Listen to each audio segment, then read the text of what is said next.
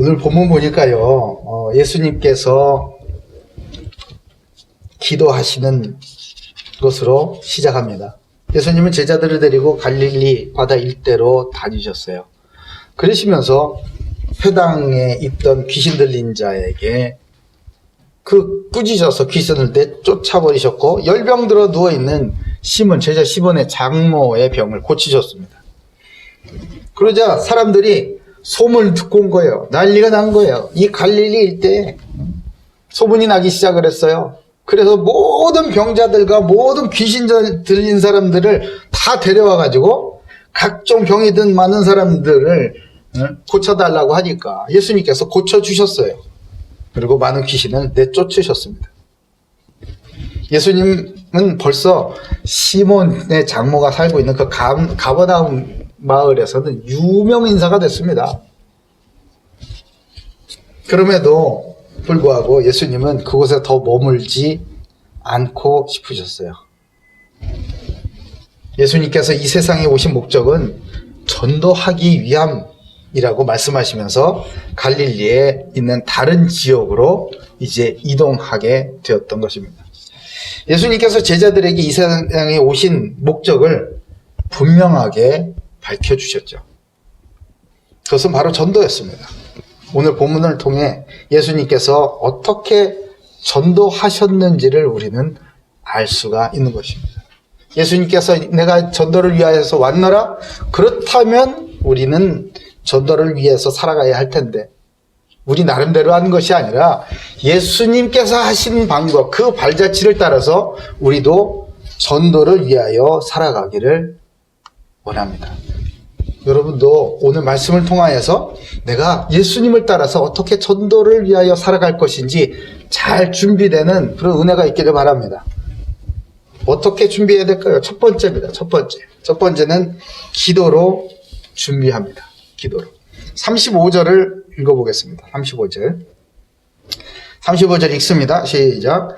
새벽 아직도 밝기 전에 예수께서 일어나 나가 한적한 곳으로 가사 거기서 기도하시더니, 예수님 아침에 새벽에 해가 뜨기도 전 시간에 기도하러 나가셨다는 거예요. 지금으로 치면 한 서너 시 되지 않았겠어요? 새벽 3시, 4시? 요즘은 우리는 한 겨울이라 그런가? 한 6시에도 꼼꼼하더라고, 그죠? 예수님은 3시, 4시에 일어나셔서 기도하러 가셨어요. 누구한테? 하나님께. 여기서 본문에 있는 기도하시더니에 해당하는 이 헬라어 단어 프로시코마이라는 단어를 씁니다. 근데 이 단어의 시제를 보면, 이 시제 말고 그 시제를 보면 미완료형을 사용을 하고 있어요. 미완료형에는 왜 미완료형을 사용했냐, 그 의미는 뭐냐면요, 예수님께서는 이때만 기도하신 게 아니라 지속적으로 열심히 적극적으로 꾸준히 계속 기도하셨음을 나타내고 있는 것입니다. 예수님은 하나님의 아들이시잖아요. 그럼에도 불구하고 예수님은 하나님의 뜻인 전도를 행하기 위해서, 곧 하나님의 뜻대로 전도하기 위하여서 늘 하나님 아버지께 기도하는 시간을 가졌던 겁니다. 그리고 하나님의 일이기 때문에 하나님의 뜻대로 행하기 위하여서 하나님께서 주시는 힘과 능력을 구했던 것입니다. 예수님의 삶을 통하여서 쭉 보면요, 하여튼 중요한 일이 있을 때마다 예수님은 기도하셨어요. 중요할 때마다. 중요한 일을 앞두고 영적인 준비를 하셨던 거죠. 세례를 받으시고 성령 임재가 딱 오기 전에, 여러분 기억하시잖아요.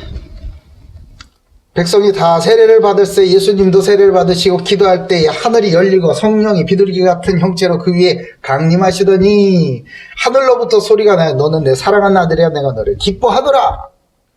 우린 다 알고 있습니다. 이때 뭐 하셨다고? 예수님도 세례를 받으시고 기도하실 때에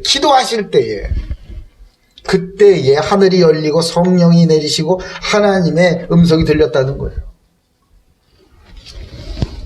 성령 임재를 위하여서, 성령의 충만함을 받기 위하여서 예수님은 기도하셨다고 하셨습니다. 그리고 오병이어, 여러분 다 아시죠? 오병이요. 물고기 2마리, 떡 5개로 5,000명을 먹이 12강줄이가 남은 그 놀라운 사건, 그 전에 기도하셨어요.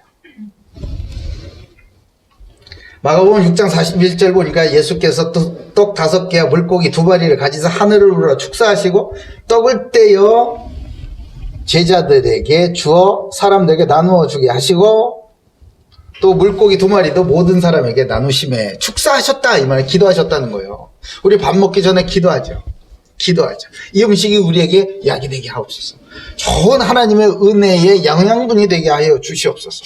기도하잖아요. 예수님께서 늘 떡을 떼시고 제자들과 사람들에게 나눠 주시기 전에 축사하셨습니다.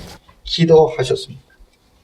그리고 12제자를 세우기 전에 기도하셨어요. 죽은 나사로를 살리시기 전에 기도하셨어요. 이 기도는 너무나 놀랍습니다. 예수님께서 죽은 사람을 살리고 병자를 낫게 하고 귀신을 내쫓는 것이 그 목적이 예수님 자신을 위한 일이 아니었음을 분명히 밝히고 계십니다. 요한복음 11장 41절 42절에 예수님께서 이제 기도하는 기도가 나오죠. 돌을 옮겨 놓으니 예수께서 눈을 들어 우러러 보시고 이르시되 아버지여 내 말을 들으신 것을 감사하나이다. 항상 내 말을 들으시는 줄 내가 알았나이다. 그러나 이 말씀을 하옵는 것은 둘러선 무리를 위함이니 곧 아버지께서 나를 보내신 것을 그들로 믿게 하려 함입니다. 그래요. 아멘. 예수님께서 죽은 나사로를 살리시고자 했던 것은요, 예수님 자신을 위한 일도 아니었어요. 나사로를 위한 일도 아니었어요. 누구를 위해서? 이 둘러서 있는 저 사람들을 위한 일입니다. 그래서 아버지께서 나를 보내주신 아들 예수를 믿고 영생을 얻게 위함입니다. 라고 기도했었던 겁니다.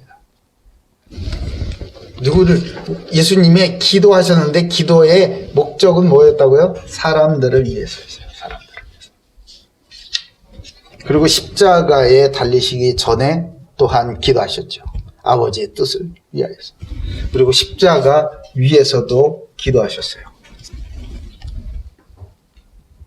예수께서 이르시되 아버지 저들을 사하여 주옵소서. 저들이 누구죠? 예수님을 못 박은 자들. 자기들이 하는 것을 알지 못함입니다. 예수님께서 이렇게 기도하시는 이유는요, 아버지의 뜻대로 행하기 위하여서 아버지의 뜻을 구하기 위함이었어요. 또한 아버지의 권능으로 행하기 위함이었습니다. 그리고 제자들을 위하여서 기도의 모범이 되기 위하여서 예수님은 중요한 일을 앞두고 항상 기도하셨지만 중요한 일을 앞두고 꼭 그렇게 기도하셨던 것입니다.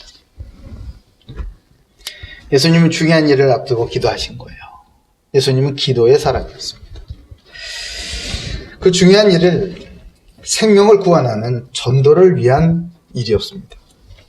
전도는 사람이 할 수 있는 일이 아니라 하나님의 일이기 때문에 하나님의 뜻대로 행하기 위하여서 하나님께서 주시는 그 능력을 구하였던 것입니다. 그리고 예수님은 제자들을 위해서 본을 보이시기 위해 기도를 가르쳐 주셨습니다. 기도는요, 영적 존재인 사람만 하는 아주 신비스러운 영적인 활동입니다. 따라서 무엇보다 영적인 힘과 능력을 얻는 것이